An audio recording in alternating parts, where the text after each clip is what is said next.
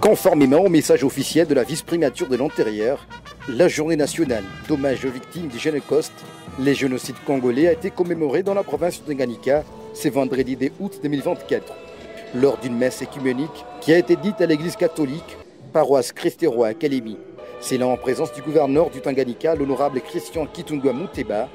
L'autorité provinciale a été accompagnée de son vice, Kabwe Moolongo Isidore, et du président de l'Assemblée provinciale du Tanganyika, l'honorable Cyril Kimpouawel. Dans cette paroisse pleine comme un œuf, les membres du gouvernement provincial, le député provinciaux et nationaux, les autorités militaires, les maires du Kalemi, le chef des services étatiques et para-étatiques, le représentant des agences du système des Nations Unies, la société civile et bien d'autres organisations ont également répondu présent. Dans une attitude d'éveil,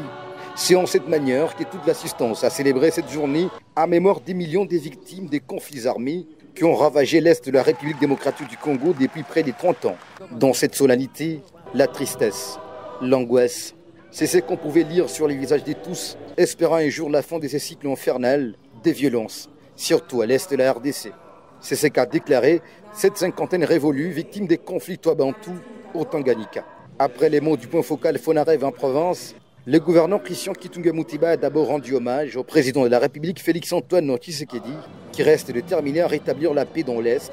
puis a interpellé toutes les couches de la population dans sa juridiction à enterrer la hache de guerre, ce qui freine le développement de la province du Tanganyika.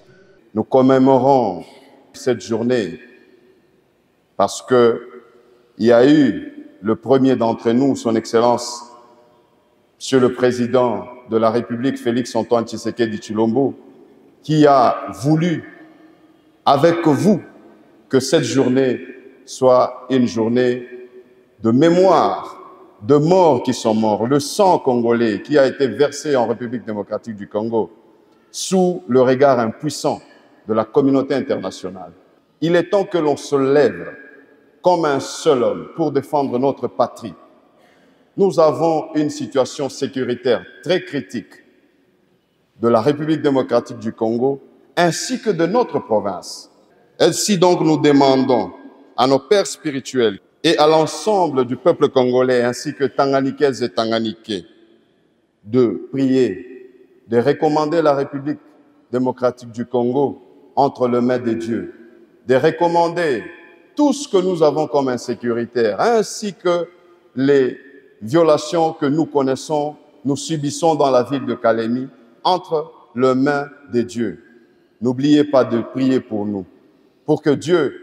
nous prête sa main forte et que l'on mette fin, que l'on réduise le taux de cette criminalité qui n'a que trop duré. J'ordonne donc